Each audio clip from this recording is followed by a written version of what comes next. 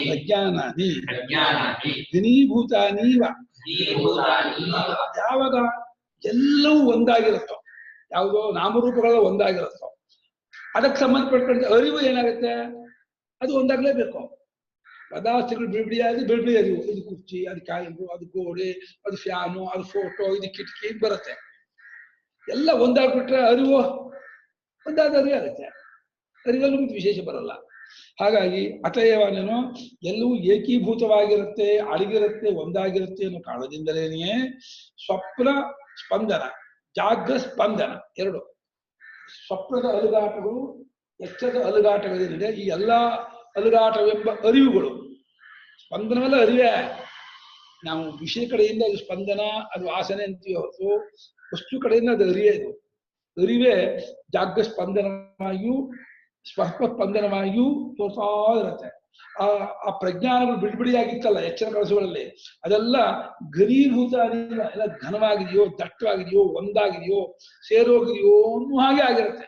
ಅದನ್ನೇ ಪ್ರಜ್ಞಾನ ಘನ ಅಂದ್ರು. ಏಕೀಭೂತ ಪ್ರಜ್ಞಾನ ಘನ, ಅರಿವಿನ ಗಟ್ಟಿ. ಇನ್ನೊಂದು ಅರಿವಿನ ಗಟ್ಟಿ ಇದೆ, ಸ್ವರೂಪದ್ದು ಚೈತನ್ಯ, ಅದು ಅರ್ಥ ಮೇಲೆ ಆಗುವಂತಹ ಪ್ರಜ್ಞಾನ ಘನ. ನೋಡಿ ಭಾಷ್ಯಕಾರರು ಬೈಫರ್ಕೇಶನ್ ಮಾಡ್ತಾ ಇದ್ದಾರೆ, ವ್ಯತ್ಯಾಸ ಮಾಡಿ. ಸುಷುಪ್ತಿಯ ಪ್ರಜ್ಞಾನ ಘನಕ್ಕೂ ಸ್ವರೂಪದ ಪ್ರಜ್ಞಾನ ಘನ, ಜ್ಞಾನದಿಂದ ಆಗುವ ಪ್ರಜ್ಞಾನ ಘನಕ್ಕೂ ವ್ಯತ್ಯಾಸ ಇದೆ. ಅಂದ್ರೆ ನೀವಾಕಾರ ಹಾಕಿದ್ರಲ್ಲ ಗುರುಗಳೇ, ಹೌದು, ಘನೀಭೂತ ನೀವ ಒಂದಾಗಿದೆಯೋ ಅನ್ನೋ ಹಾಗೆ. ಯಾಕೆಂದ್ರೆ ಪದಾರ್ಥಗಳು ಬಿಡಿಬಿಡಿ ಆಗಿಲ್ಲವಾದ್ರಿಂದ ಅರಿವು ಬಿಡಿಬಿಡಿ ಆಗಿರಲ್ಲ. ಅರಿವೆಲ್ಲ ಮುದ್ದೆ ಆಗಿದೆಯೋ, ಒಂದಾಗಿದೆಯೋ ಅನ್ನೋ ಹಾಗೆ ಆಗಿರುತ್ತೆ. ಎಲ್ಲಿವರೆಗೆ ಪದಾರ್ಥ ಬೇರೆ ಬೇರೆ ಆಗಿರುತ್ತೋ ಅರಿವು ಬೇರೆ ಬೇರೆಯಾಗೇ ಇರುತ್ತೆ, ಏನು ಮಾಡ್ಕಾಗಲ್ಲ. ಅದು ಬೀಜ ರೂಪದಲ್ಲೂ ಕೂಡ ಅರಿವಿನ ಸೂಕ್ಷ್ಮ ರೂಪ ಬಿಡಿಬಿಡಿ ಆಗಿರುತ್ತೆ, ಪದಾರ್ಥಗಳ ಸೂಕ್ಷ್ಮ ರೂಪ ಅಡಗಿರುತ್ತೆ. ಬಿಡಿಬಿಡಿಯಾದ ಅರಿವಿನ ಸೂಕ್ಷ್ಮ ರೂಪವೂ ಅಡಗಿರುತ್ತೆ, ಬಿಡಿಬಿಡಿಯಾದ ಪದಾರ್ಥ ರೂಪವೂ ಸೂಕ್ಷ್ಮ ರೂಪವಾಗಿರುತ್ತೆ. ಹಾಗಾಗಿ ಪ್ರಜ್ಞಾನಗಳು ಕೂಡ ಘನಭೂತವಾಗಿದೆಯೋ ಅನ್ನೋ ಹಾಗೇನೆಯೇ ಒಂದಾಗಿರುತ್ತೆ. ಆದ್ರಿಂದ ಸುಷುಪ್ತಿ ಸ್ಥಾನವು ಪ್ರಜ್ಞಾನ ಘನ ಅಂತ ಅನ್ಸ್ಕೊಳ್ತೀವಿ. ಅರಿವಿನ ಗಟ್ಟಿ, ಅರಿವಿನ ಮುದ್ದೇನಲ್ಲಿ ಬರೀ ಅರಿವೇ ಅಂತ. ನಾವು ಅಲ್ಲಿ ತಮೋಭೂತ ಅಂತ ಅನ್ಕೊಂಡ್ರೆ ಅವರು ಪ್ರಜ್ಞಾನ ಘನಭೂತ ಅಂತ ಇದ್ದಾರೆ. ಅಲ್ಲಿ ಏನು ತೋಚಲ್ಲ ಅಂದ್ರೆ ಎಲ್ಲವೂ ಬರೀ ಅರಿವಾಗಿರ್ತಾ ಇದೆ, ಏನು ತೋಚಲ್ಲ ಅಂತ ಇದ್ದಾರೆ. ತೋಚೋದಕ್ಕೆ 2-3 ಇರ್ಬೇಕಲ್ಲ, ತ್ರಿಪುಟಿ ಇರ್ಬೇಕಲ್ಲ, ಬರೀ ಅರಿವಿರುತ್ತೆ. ಅಲ್ಲಿ ಇಲ್ಲಿ ಹೇಳ್ತಿರೋದು ಆ ಜಾಗ್ರ ಸ್ಪಂದನ, ಸ್ವಪ್ನ ಸ್ಪಂದನಗಳ ಅಲುಗಾಟಗಳ ಒಂದಾದ ಪ್ರಜ್ಞಾನಗಳು ಒಂದಾದಿದ್ದಾಗ ಆಗಿದೆಯೋ ಹಾಗೆ ಸೇರ್ಕೊಂಡಿರುತ್ತೆ. ಅಲ್ಲಿ ಪ್ರಜ್ಞಾನ ಘನ. ಸೇಯಂ ಅವಸ್ಥಾ ಅವಿವೇಕ ರೂಪತ್ವ ಪ್ರಜ್ಞಾನ ಘನ ಉಚ್ಯತೆ. ಈ ಅವಸ್ಥೆ ಇದೆಯಲ್ಲ ಸುಷುಪ್ತಾವಸ್ಥೆ, ಜಾಗೃತ ಕಡೆಯಿಂದ ಒಂದು ವಿಂಗಡವಾಗಿ ತೋರೋದು. ಅವಿವೇಕ ಅಂದ್ರೆ ಅಜ್ಞಾನ ಅಲ್ಲ, ಇಚ್ಛಾಜ್ಞಾನ ಅಲ್ಲ, ಬಿಡಿಬಿಡಿಯಾಗಿ ತೋರದೇ ಇರುವುದು ಅಷ್ಟೇ ಅರ್ಥ. ವಿಚುಲ್ ಪ್ರಸಕ್ ಭಾವ ವಿವೇಕ. ಅವಿವೇಕ ರೂಪ ಅಂದ್ರೆ ಅಜ್ಞಾನ ರೂಪ, ಮಿಥ್ಯಾಜ್ಞಾನ ರೂಪ ಅಂತ ಇಲ್ಲ. ಇದು ಪುಸ್ತಕ, ಇದು ಟೇಬಲ್ಲು, ಇದು ಸೀಲು, ಇದು ಲೋಟ, ಇದು ತಟ್ಟೆ, ಇದು ವಿಂಗಡ ಕಾಣಲ್ಲ. ಅದು ವಿಂಗಡವಾಗಿ ತೋರದೇ ಇರೋದ್ರಿಂದ ಅಷ್ಟೇ ಅರ್ಥ ಅದಕ್ಕೆ ಅವಿವೇಕ ರೂಪತ್ವ ಅನ್ನೋಕ್ಕೆ. ಮತ್ತೆ ಯಾವ ಅರ್ಥ ಅಲ್ಲ, ಅಜ್ಞಾನ ಮಿಥ್ಯಾಜ್ಞಾನ ರೂಪ ಅಲ್ಲ, ವಿಂಗಡವಾಗಿ ತೋರದೇ ಇರುವ ರೂಪದ್ದಾದ್ದರಿಂದ ಇದನ್ನು ಪ್ರಜ್ಞಾನ ಘನ ಎಂಬುದಾಗಿ ಕರೆಯಲಾಗುತ್ತೆ. ಯಥಾ ರಾತ್ರೌ ನೈಷೇನ ತಪಸಾ ಅವಿಭಜ್ಯಮಾನಂ ಸರ್ವಂ ಘನಮಿವ ತದ್ವತ್ ಪ್ರಜ್ಞಾನ ಘನ ಏವ. ಈಗ ರಾತ್ರಿಯ ಕತ್ತಲೆ, ನೈಷತಮ ಕತ್ತಲೆಯಲ್ಲಿ, ಹಗಲಿನ ಕತ್ತಲೆ, ರಾತ್ರಿ ಕತ್ತಲೆ ಅಂತ ಇದೆಲ್ಲ, ಕತ್ತಲೆಲ್ಲ ಒಂದೇ. ಆದ್ರೂ ಹಗಲಿನ ಕತ್ತಲೆ ಕೃತಕವಾಗತ್ತೆ, ರಾತ್ರಿಯ ಕತ್ತಲೆ ಪ್ರಾಕೃತಿಕವಾದ ರಾತ್ರಿಯ ಕತ್ತಲೆಯಲ್ಲಿ ಯಾವುದು ವಿಂಗಡವಾಗಿ ತೋರದೇ ಇದ್ದದ್ದಾದಾಗ ಎಲ್ಲವೂ ಕತ್ತಲೆಯನ್ನು ನುಂಗಿಬಿಟ್ಟಿರುತ್ತೆ. ಕತ್ತಲೆ ಎಲ್ಲ ಅಡಗೋಗಿರುತ್ತೆ, ಕತ್ತಲೆ ಒಂದೇ ತೋರ್ತಾ ಇರುತ್ತೆ. ಗೂಗತ್ತೆ ಏನು ಕತ್ತಲೆ ಮಾಡ್ತಾ ಇದೆ ಅಂತ ಅನ್ಸುತ್ತೆ ಅಷ್ಟೆ. ಅದು ಏಕೀಭೂತ, ಕತ್ತಲೆಯನ್ನೇ ಎಲ್ಲ ಒಂದಾದದ್ದಾಗಿ ಆಗಿರುವಂತೆ ಇರತ್ವ ಘನಮಿವ. ಅದರಂತೆ ಪ್ರಜ್ಞಾನ ಘನೈವ. ಅದರಂತೆ ಎಲ್ಲ ಬಿಡಿಬಿಡಿ ಅರಿವುಗಳು ಅದು ಒಂದಾದದ್ದಾಗಿದೆಯೋ ಅನ್ನೋ ಹಾಗೆ ಆಗಿರುತ್ತೆ. ಒಂದಾಗಿಲ್ಲ ಅನ್ನೋ ಅರ್ಥ ಇಟ್ಕೊಂಡಿದ್ದಾರೆ. ಈ ಬಿಡಿಬಿಡಿ ಅರಿವುಗಳು ಪೂರ್ತಿ ಒಂದಾದಂತ ಆಗಿದೆಯೋ ಅನ್ನೋ ಹಾಗೆ ಆಗಿರುತ್ತೆ. ಅದು ಸುಪ್ತವಾಗಿರುತ್ತೆ. ಎಚ್ಚೆಚ್ಕೊಳ್ಳ ಅರಿವುಗಳ ಆ ಬಿರುಸಿಂದ ಹೇಗೆ ಉಗುಳುತ್ತೋ ಹಾಗೆ ಅರಿವುಗಳು ಉಕ್ಕು ಬಿಡುತ್ತೆ. ಅರಿವುಗಳು ಬಂದ್ಬಿಡುತ್ತೆ ಎಲ್ಲ ಅವರು. ಏವ ಶಬ್ದಾತ್ ನ ಚಾತ್ಯಂತರಂ ಪ್ರಜ್ಞಾನ ವ್ಯತಿರೇಕೇನ ಅಸ್ತಿ ಇತ್ಯರ್ಥಃ. ಪ್ರಜ್ಞಾನ ಘನ ಮತ್ತು ಏವ ಎರಡು ಹಾಕಿದ್ದಾರೆ. ಆ ಏವ ಶಬ್ದ ಏನ್ ಹೇಳುತ್ತೆ, ಆ ಪ್ರಜ್ಞಾನಕ್ಕಿಂತ ಬೇರೆ ಇನ್ನೊಂದು ಜಾತಿ ಅದರಲ್ಲಿ ಕಲಬೆರಕೆ ಆಗಿಲ್ಲ. ಸಾಲಿಡ್ ಅರಿವಿದಾಗಿ ಎಲ್ಲ ಬಿಡಿ ಅರಿವು ಒಂದಾದದ್ದಾಗಿರುತ್ತೆ, ಪೂರ್ತಿ ಅರಿವು ಗಟ್ಟಿಯಾಗಿರುತ್ತೆ. ಇದು ಪರಮಾತ್ಮ ಉಪಾಯವೂ ಹೌದು, ಸುಷುಪ್ತಿಯ ವರ್ಣನೆಯೂ ಹೌದು, ನಮ್ಮ ಸ್ವಭಾವವೂ ಹೌದು. ನಮ್ಮ ಸ್ವಭಾವವೂ ಅದೇ, ಪ್ರಜ್ಞಾನ ಘನವೇ. ಅದರಿಂದ ಆ ಪರಮಾತ್ಮ ಗುರುತಿಸೋಕ್ಕಾಗೋದು. ಸುಷುಪ್ತಿ ನಾವು ಹಾಗೇ ಇರ್ತೀವಿ. ಸುಷುಪ್ತಿ ಕಾಲದಲ್ಲಿ ನಮ್ಮ ನಿಜವಾದ ರೂಪ ಹಾಗೆ. ಮನಸಃ ವಿಷಯ ವಿಷಯಾಕಾರ ಸ್ಪಂದನ ಆಯಾಸ ದುಃಖ ಅಭಾವ ಆನಂದಮಯ ಆನಂದಪ್ರಾಯ ನ ಆನಂದ ಏವ ಅನಾತ್ಯಂತಿಕತ್ವ. ಮನಸ್ಸಿಗೆ ವಿಷಯಾಕಾರ ಆಗೋದು, ವಿಷಯ ಆಗೋದು ಅನ್ನೋದಿದೆಯಲ್ಲ, ಇದರಿಂದ ಆಯಾಸ ಆಗತ್ತೆ.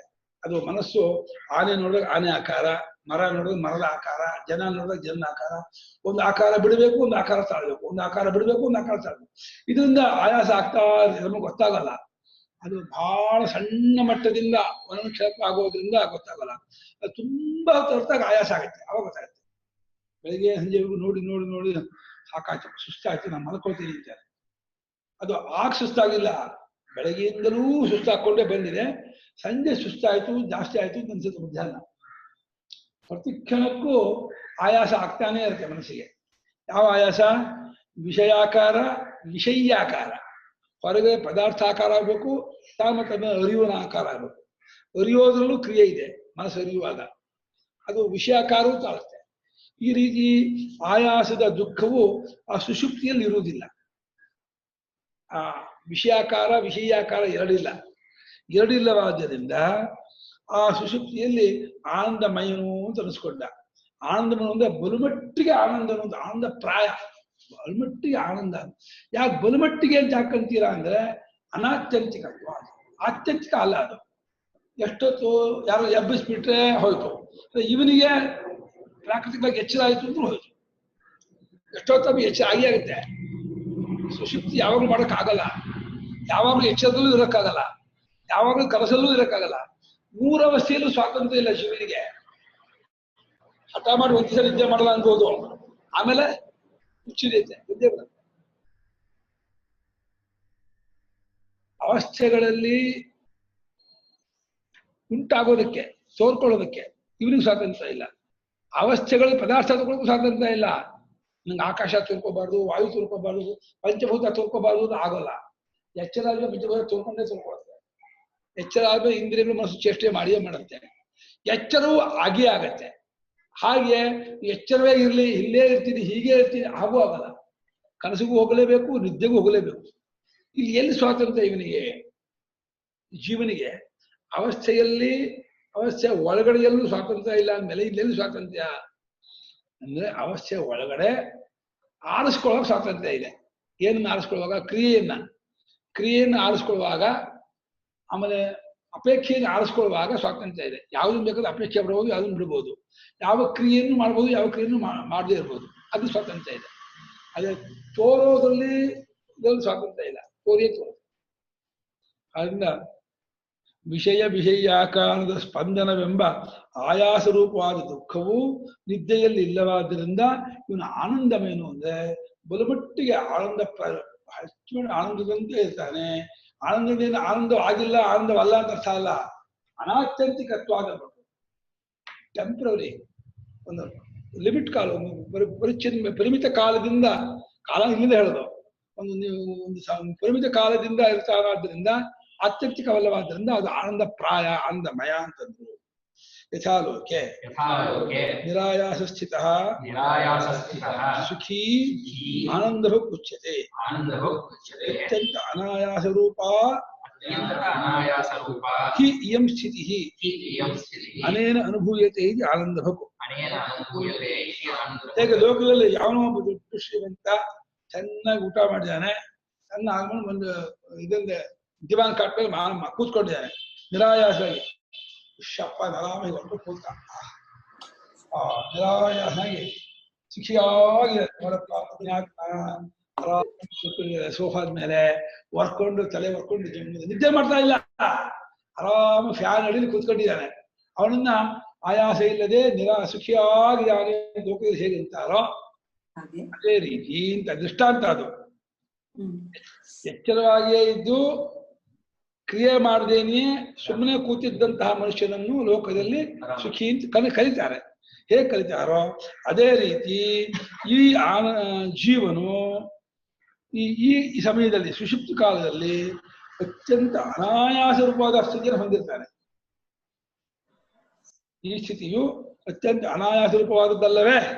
ಹಿ ಅಂತ ಹೇಳ್ತಾರೆ. ಹಿ ಅನ್ನೋದು ಅನುಭವ ಅಲ್ವೇ, ಪ್ರಸಿದ್ಧ ಅಲ್ಲವೇ ಅಂತ. ಕರೆಕ್ಟ್. ಅನೇನ ಅಂದ್ರೆ ಅನೇನ ಡಾಕ್ಟರ್ಗಳಿಗೆ, ನರ್ಸ್ಗಳಿಗೆ ಎಲ್ಲರಿಗೂ ಥ್ಯಾಂಕ್ಸ್ ಹೇಳಕ್ಕೆ ರೋಸ್ ಪೆಟಲ್ಸ್ ನ ಏರೋಪ್ಲೇನ್ ಮುಖಾಂತರ ಹಾಕ್ತಾ ಇದ್ದಾರೆ. ಏನ್ ಹಾಕ್ತಾ ಇದ್ದಾರೆ? ರೋಸ್ ಪೆಟಲ್ಸ್ ನ ಗುಲಾಬಿ ಇದು ರೆಕ್ಕೆಗಳನ್ನ ಆಸ್ಪತ್ರೆ ಮೇಲೆ ಡಾಕ್ಟರ್ಗೆ ನಮ್ ದೇಶದಲ್ಲ ಈಗ ಹಾಕ್ತಾ ಇದಾರೆ. ನಿಮ್ ಕಡೆ ಬಂದಿದೆ ನೋಡಿ ಈಗ.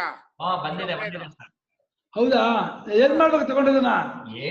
ಏನಿಲ್ಲ, ಡಾಕ್ಟರ್ಸ್ಗೆ ಯಾರ್ಯಾರು ಈ ಕೋವಿಡ್ಗೋಸ್ಕರ ದುಡಿದು ಪೌರ ಕಾರ್ಮಿಕರು, ನರ್ಸ್ಗಳು, ಆಯಾಗಳು, ಕೆಲಸಗಾರರು, ಡಾಕ್ಟ್ರು, ಆಸ್ಪತ್ರೆ ಸಿಬ್ಬಂದಿ ಇವರೆಲ್ಲರಿಗೂ ನಾವು ಥ್ಯಾಂಕ್ಸ್ ಹೇಳ್ಬೇಕು.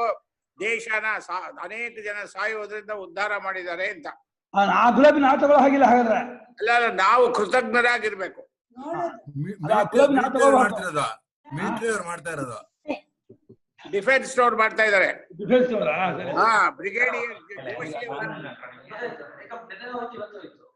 ಬ್ರಿಗೇಡಿಯರ್ ಜೋಶಿ ಅವರು ಮಾಡ್ತಾ ಇದ್ದಾರೆ. ಹೌದಾ?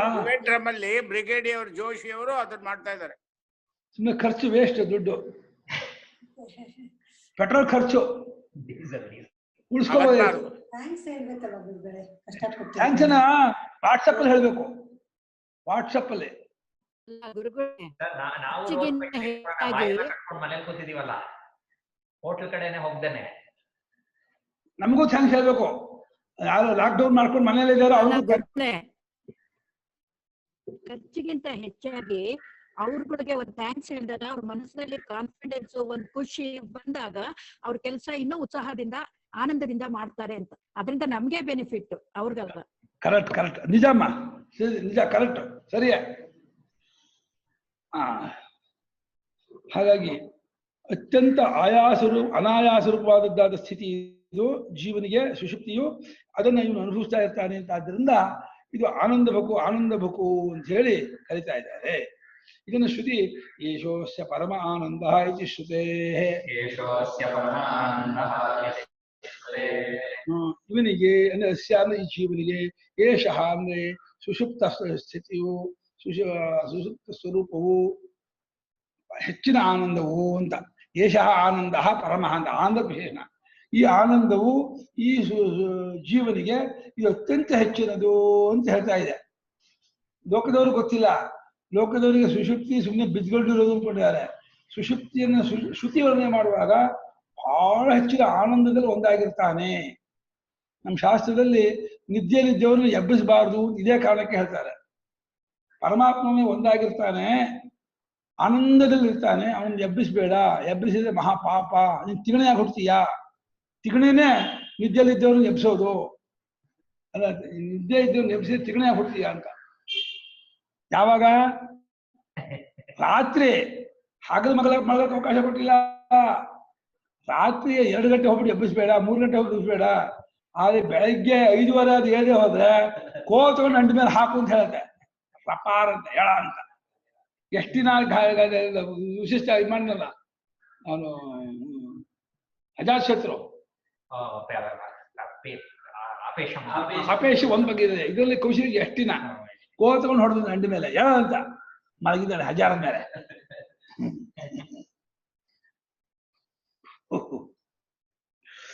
ಒಂದಂತೂ ನಿಜ, ಸುಷುಪ್ತಿ ಕಾಲದಲ್ಲಿ ಆ ಮುಖ ಎಷ್ಟು ಪ್ರಸನ್ನವಾಗಿರುತ್ತೆ ಅಂದ್ರೆ, ಅದನ್ನು ಮಕ್ಕಳ ಮುಖ ನೋಡ್ಬೇಕಮ್ಮ ನಿದ್ದೆ ಮಾಡ್ತಿರ್ಬೇಕಾದ್ರೆ.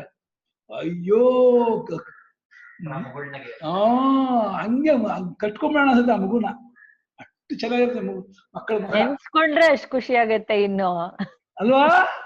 ಏನ್ ಚೆನ್ನಾಗಿರುತ್ತೆ, ಸುಷುಪ್ತಿ ನೆನ್ಸ್ಕೊಂಡ್ರೇನೆ ನಿದ್ದೆ ಇವಾಗ ಖುಷಿ. ನಿಜವಾಗ್ಲೂ ಪ್ರಕೃತಿ ಕೊಟ್ಟ ದೊಡ್ಡ ವರ ಅದು.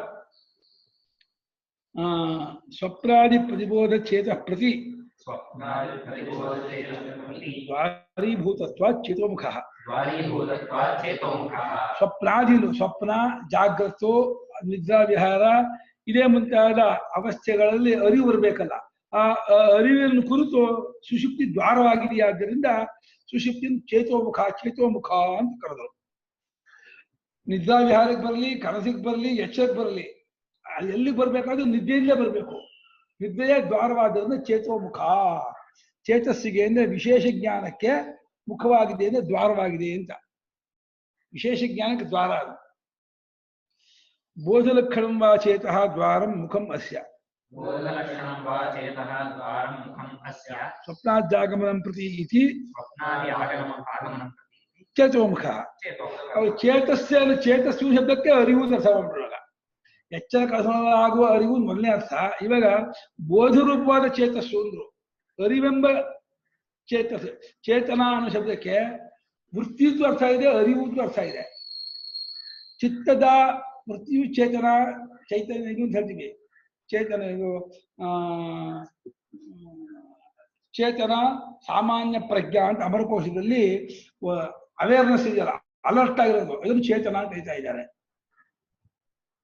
ಆದ್ರೆ ವೃತ್ತಿ ರೂಪ ಆಗುತ್ತಾ ಗುರುಗಳೇ? ಹೌದು, ಅದು ಚಿತ್ತದ ಒಂದು ವೃತ್ತಿಯ ಚೇತನ.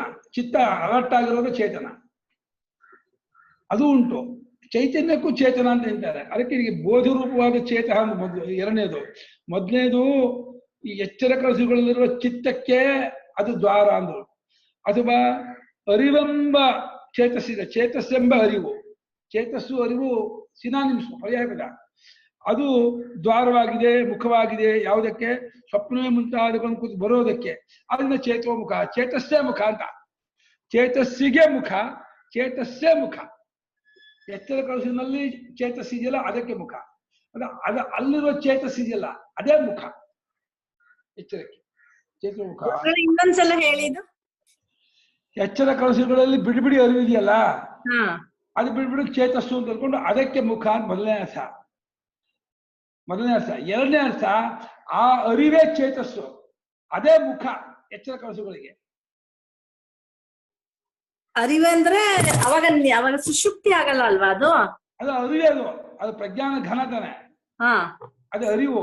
ಅರಿವನ್ನೇ ಚೇತಸ್ಸು ಅಂತ ಹೇಳಿ ಅದೇ ಮುಖ ಎಚ್ಚರ ಕನಸಿಗೆ ಅಂತ ಎರಡನೇ ಅರ್ಥ. ಆ ಚೇತಸ್ಸು ಆ ಅರಿವು ಒಂದೇ ಮಾಡ್ಬಿಟ್ರು. ಮೊದಲನೇ ಅವಸ್ಥೆ ಯಾವ ಅವಸ್ಥೆ ಅದ ಅವಾಗ? ಸುಷುಪ್ತಿಯೇ. ಸುಷುಪ್ತಿ. ಸುಷುಪ್ತಿಯು ಚೇತಸ್ಸಿಗೆ ಮುಖವು ಅಂದ್ರೆ ಸುಷುಪ್ತಿಯಲ್ಲಿರುವ ಚೈತನ್ಯವೇ ಮುಖ ಅಂತ ಎರಡನೇ ಅರ್ಥ. ಸುಷುಪ್ತಿಯ ಚೈತನ್ಯವೇ ಮುಖ ಇಲ್ಲಿ ಬರೋದಕ್ಕೆ ಅಂತ. ಮೊದಲನೇ ಅರ್ಥ, ಎಚ್ಚರ ಕನಸುಗಳಲ್ಲಿರುವ ಚೈತನ್ಯಕ್ಕೆ ಸುಷುಪ್ತಿಯ ಅರಿವು ಮುಖ ಅಂತ ಅರ್ಥ ಮಾಡಿದ್ರು. ತಾತ್ಪರ್ಯ ಒಂದೇ.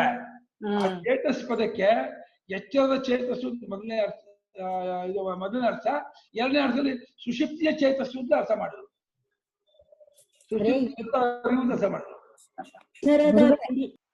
ಅಕ್ಷರದ ಬಿಡಿ ಬಿಡಿ ವಸ್ತುಗಳ ಬಿಡಿಯರಿವು ಸುಷುಪ್ತಿಯಲ್ಲಿ ಒಂದಾಗಿ ಘನವಾದ ಅರಿವಾಗಿ ತೋರ್ತಾ ಇರೋದು ಮುಖ ಅಂತ ಹೇಳ್ತಾ ಇದ್ದಾರೆ. ಹೌದು, ಅದು ಮತ್ತೆ ಬಿಡಿಬಿಡಿ ಆಯ್ತಲ್ಲ, ಅದು ಮುಖ ಅಂತ. ಬಿಡಿಬಿಡಿ ಒಂದಾಗಿದ್ದ ಬಿಡಿಬಿಡಿ ಅರಿವು ಮತ್ತು ತೋರ್ಕೊಳ್ಳೋಕೆ ಅವಕಾಶವಾಯ್ತಲ್ಲ, ಅದು ಮುಖ. ಎರಡನೇ ಅರ್ಥ, ಸುಷುಪ್ತಿಯ ಪ್ರಜ್ಞಾನಗರವೇ ಚೇತಸ್ಸು ಅಂತ ಹೇಳಿ ಅದು ಮುಖ ಎಚ್ಚರವಾಗುವುದಕ್ಕೆ ಅಂತ ಅರ್ಥ ಮಾಡಿದ್ರು. ಭೂತ ಭವಿಷ್ಯ ಜ್ಞಾತತ್ವಂ ಸರ್ವ ವಿಷಯ ಜ್ಞಾತತ್ವಂ ಅಸ್ಸೈವ ಇತಿ ಪ್ರಾಜ್ಞ. ಪ್ರಾಜ್ಞಾಗೆ ಹೆಂಗ ಅರ್ಥ ಮಾಡಿದ್ರು ನೋಡಿ, ಬಹಳ ಮುಖ್ಯವಾದ ಪದ ಇದು. ಯಾವ ಚೈತನ್ಯಕ್ಕೆ ಮೂರು ಕಾಲದ ಜ್ಞಾನವೂ ಒಟ್ಟಿಗೆ ಇದೆ. ಮೂರು ಕಾಲ ಇದರೊಳಗಿದೆ. ಭೂತ ಭವಿಷ್ಯ ಜ್ಞಾತೃತ್ವ ಯಾವ ಚೈತನ್ಯ ಇದೆಯೋ ಅದು ಪ್ರಾಜ್ಞ. ಅಥವಾ ಎಲ್ಲಾ ವಿಷಯ ಜ್ಞಾನಕ್ಕೂ ಕರ್ತೃ ಆಗಿರೋದು ಯಾವನೋ ಅವನು ಪ್ರಾಜ್ಞ. ಇನ್ನು ಬಿಡಿ ಬಿಡಿಯಾಗಿ ಎಲ್ಲಾ ಜ್ಞಾನಕ್ಕೂ ಯಾವ್ದು ಕರ್ತೃವೋ ಯಾವ ಕರ್ತರು ಅರಿಯೇ ಕರ್ತರು ಆ ಪ್ರಜ್ಞೆಯೇ ಕರ್ತರು ಅದು ಪ್ರಾಜ್ಞ. ಅದರ ತ್ರಿಕಾಲ ರೂಪವಾದಂತಹ ಜ್ಞಾನ ಯಾವುದ್ರಲ್ಲಿದೆಯೋ ಅದು ಪ್ರಾಜ್ಞ. ಹಾಗೂ ಮಾಡ್ಬೋದು. ಪ್ರಾಜ್ಞ ಅಂದ್ರೆ ಪರಮಾತ್ಮ. ಹೌದು ಅಲ್ಲ ಪ್ರಾಜ್ಞಾನ ಸುಷುಪ್ತಾತ್ಮನೇ. ಮುಂದಿನ ವಾಕ್ಯ ಆಮೇಲೆ ಭೂತಪೂರ್ವಕ ಪ್ರಾಜ್ಞ ಹೊಂದಿದೆ. ಸುಷುಪ್ತ. ಮೊದಲನೇ ಅರ್ಥದಲ್ಲಿ ಇವಾಗ ಭೂತ ಭವಿಷ್ಯ ಜ್ಞಾತೃತ್ವ ಸರ್ವ ವಿಷಯ ಜ್ಞಾತೃತ್ವ ಪರಬ್ರಹ್ಮಕ್ಕೆ ಪರಮಾತ್ಮನಿಗೆ ಇರ್ತಕ್ಕದ್ದು. ಅವನು ಪ್ರಾಜ್ಞ, ಅವನ ರೂಪವನ್ನೇ ಪಡೆದ. ಸುಷುಪ್ತನಾದವನು ಕೂಡ ಹಿಂದೆ ಆಗಿದ್ನಲ್ಲ. ಭೂತಪೂರ್ವಗತ್ಯ ಅಂದ್ರೆ ಮುಂದೆ ಆಗ್ತಾನೆ, ಹಿಂದೆ ಆಗಿದ್ದ ಅಂತ. ಭೂತ ಅಂದ್ರೆ ಹಿಂದೆ. ಸುಷುಪ್ತಾತ್ಮನು ಜಾಗೃತ ಚಪ್ಪಲಗಳಲ್ಲಿ ಎಲ್ಲವನ್ನೂ ಇವನೇ ಅರಿತಾ ಇದ್ದ. ತ್ರಿಕಾಲವನ್ನು ಅರ್ಥವನು ಅವನೇ, ಎಲ್ಲಾ ಪದಾರ್ಥಗಳನ್ನು ಅರ್ಥವನು ಅವನೇ ಎಚ್ಚರ ಕನಸುಗಳಲ್ಲಿ. ಆದ್ರಿಂದ ಅವನು ಪ್ರಾಜ್ಞ ಅನ್ಸ್ಕೊಂಡ ಅಂತ. ಹಾಗೆ ಮಾಡ್ತಿರೋ ಈಗ ಮುಂದಕ್ಕೆ ಸುಷುಪ್ತಾತ್ಮನ ಒಂದು ಇದಾದ್ಮೇಲೆ ಜ್ಞಾನ ಆಗುತ್ತೆ ಅನ್ನೋದ್ರಿಂದ ಭೂತಪೂರ್ವಗತ್ಯ ಈ ಸುಷುಪ್ತಾತ್ಮನನ್ನ ಪ್ರಾಜ್ಞ ಅಂತ ಇದೆ. ಆ ಅರ್ಥ ಮಾಡ್ತೀವಿ.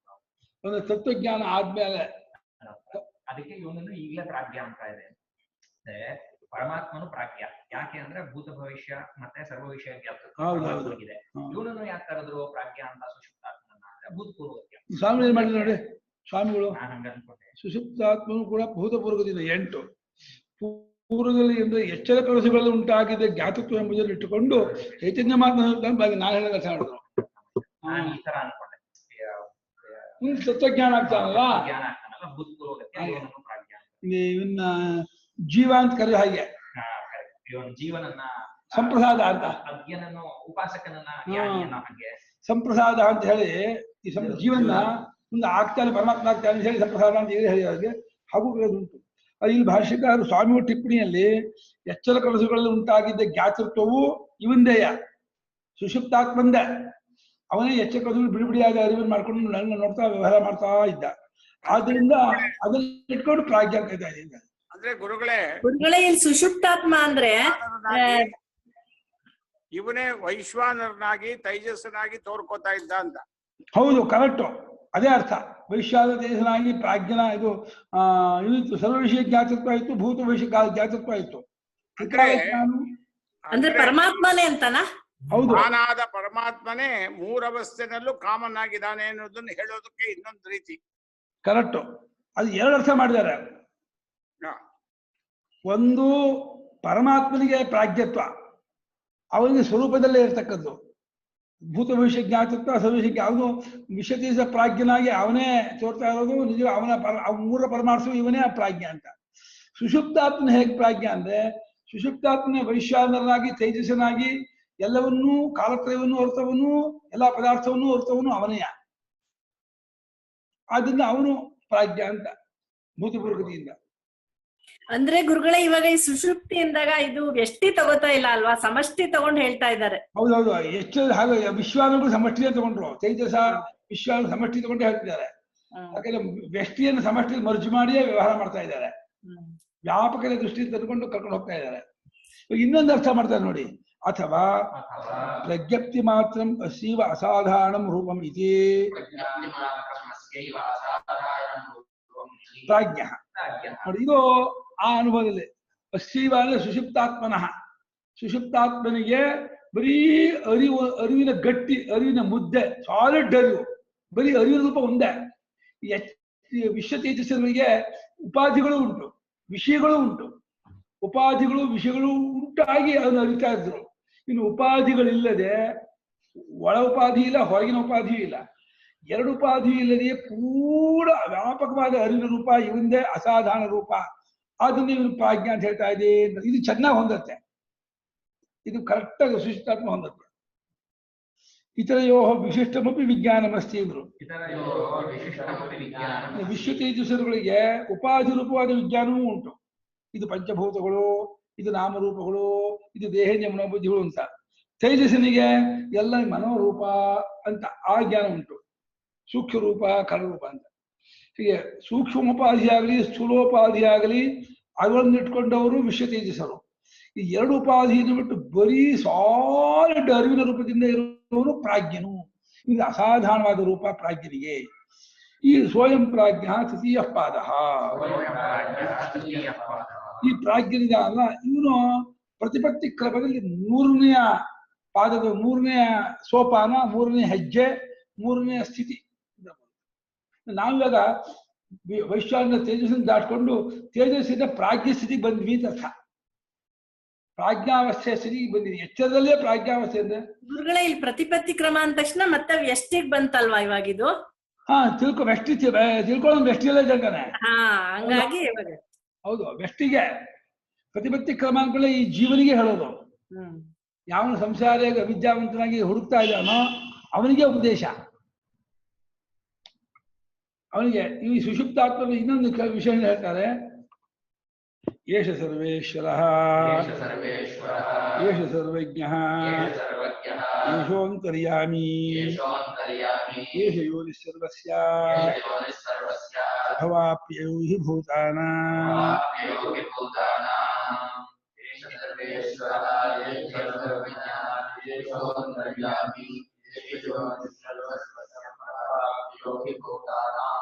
ಈ ವರ್ಣನೆ ನೋಡಿದ್ರೆ ಸಾಕ್ಷಾತ್ ಪರಮಾತ್ಮನ ವರ್ಣನೆ ಅನ್ಸುತ್ತೆ.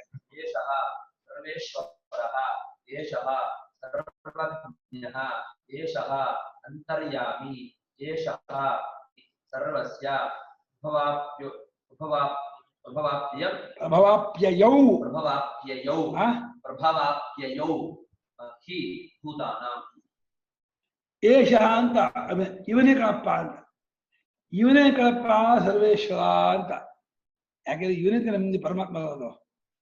ಇವನು ಸುಷುಪ್ತೋಪಾಧಿಯಿಂದ ಪ್ರಾಜ್ಞಾ ಅಂತ ಅನಿಸ್ಕೊಂಡೆ ಹೊರತು ಸ್ವರೂಪದಿಂದ ಅವನು ತುರಿಯನೇ. ಅವನು ಪ್ರತಿಯೊಬ್ಬರು ತುರಿಯರೇ, ವಿಶ್ವನು ತುರಿಯನೇ, ತೇಜಸ್ಸನು ತುರಿಯನೇ.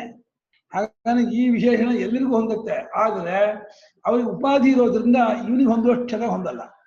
ಈ ಪ್ರಾಜ್ಞನಿಗೆ ಯಾವ ಉಪಾಧಿ ಇಲ್ಲದೆ ಪರಿಪೂರ್ಣವಾದ ಅರಿವಿನಿಂದ ರೂಪದಿಂದ ಎಲ್ಲವನ್ನು ಆಳುವವನು. ವಿಶ್ವ ತೇಜಸ್ಸನ್ನು ತನ್ನೊಳಗೆ ಇಟ್ಕೊಂಡ್ಬಿಟ್ಟಿದ್ದಾನೆ, ಅಡಗಿಸ್ಕೊಂಡ್ಬಿಟ್ಟಿದ್ದಾನೆ. ಎಂಥ ದೊಡ್ಡ ವಿಶ್ವ, ಈ ಜಾಗ್ರ ಪ್ರಪಂಚ ತದಭಿಮಾನಿ ಅಷ್ಟನ್ನೂ ಒಳಗಾಡ್ಕೊಂಡಿದ್ದಾನೆ. ಹಾಗೆ ಸ್ವಪ್ನ ಪ್ರಪಂಚ ತದಭಿಮಾನಿ ತೇಜಸ ಅದನ್ನು ಒಳಗಿಟ್ಕೊಂಡಿದ್ದಾನೆ, ಅಡಗಿಸ್ಕೊಂಡಿದ್ದಾನೆ. ಅದನ್ನು ಗುರುಗಳೇ ಅಂದ್ರೆ ಸಮಸ್ತವಾಗಿ ಅವಸ್ಥೆಗಳೇ ಉಪಾಧಿ ಅಂತ ಇಲ್ಲಿ ತಗೋಬೇಕಾಗುತ್ತೆ. ಸಮಷ್ಟಿ ಅವಸ್ಥೆ ಉಪಾಧಿ ವಿಶ್ವನಿಗೆ ಎಚ್ಚರ, ಅವಸ್ಥೆಗಳೇ ಉಪಾಧಿಗಳು. ತೇಜಸ್ಸಿಗೆ ಸ್ವಪ್ನ, ಅದು ಎರಡನ್ನೂ ಅಡಗಿಸ್ಕೊಂಡಿದ್ದಾನೆ ಇವನು. ಪ್ರಾಜ್ಞ ಜಾಗ್ರತ್ ಸ್ವಪ್ನ ಅವಸ್ಥೆ ಮತ್ತು ಸ್ಥಾನ ಅವಸ್ಥೆಗಳು. ಸ್ಥಾನಿ ಅಂದ್ರೆ ವಿಶ್ವ ತೇಜಸ್ಸರು, ವಿಶ್ವ ತೇಜಸ್ಸನ್ನು ಅಡಗಿಸ್ಕೊಂಡಿದ್ದಾನೆ, ಜಾಗ್ರತ್ ಸ್ವಪ್ನವನ್ನು ಅಡಗಿಸ್ಕೊಂಡಿದ್ದಾನೆ. ಸ್ಥಾನಿ ಎರಡು ಅಡಗಿದ್ದಾರೆ. ಅದೇ ನಿಜವಾಗಿ ಒಳಗಡೆ ನೋಡಿದ್ರೆ ಒಬ್ಬರೇ ಅವರು.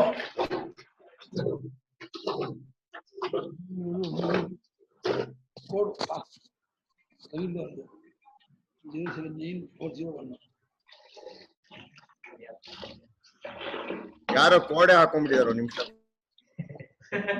ಮರಿಬೇಡಿ ಅಂತ. ಏನ್ ಗುರುಗಳೇ ಕೋಡ್ ಹಾಕಿದ್ದಾರೆ, ಹೋಯ್ತು ಕೋಡ್ ಹಾಕಿದ್ರು. ಇದು 079401 ಮಾಡ್ಕೊಂಡು ಇಟ್ಕೊಳ್ಬೇಕು. ಯಾರು ಅಂತ ಗೊತ್ತಾಗ್ಲಿಲ್ಲ ಅದು. ರವೀಂದ್ರ ಸುಬ್ರಹ್ಮಣ್ಯ ಬಹುಶಃ ಇವ್ರಿರ್ಬೇಕು, ಸುಮನ. ನಾನಲ್ಲಪ್ಪ, ಅದು ಕೇಳ್ತಾನೆ ಇದೀನಿ, ಅವ್ರು ಹೇಳೋದೇ ಇಲ್ಲ. ಅವರು ಸುಮನ ಇರ್ಬೇಕು, ಗೊತ್ತಿಲ್ಲ. ಅಲ್ಲ ಅನ್ಸುತ್ತೆ ಗುರುಗಳೇ, ಅಲ್ವಾ? ಏನ್ ಗುರುಗಳ? ಅಲ್ಲ, ಕೋಡ್ ಬಂತು, ಯಾರು ಹಾಕಿದ್ರು ಅಂತ ಕೇಳಿದ್ರು. ಇಲ್ಲ, ನಾನಲ್ಲ. ಅಲ್ವಾ? ಸರಿ, ಆಯ್ತು.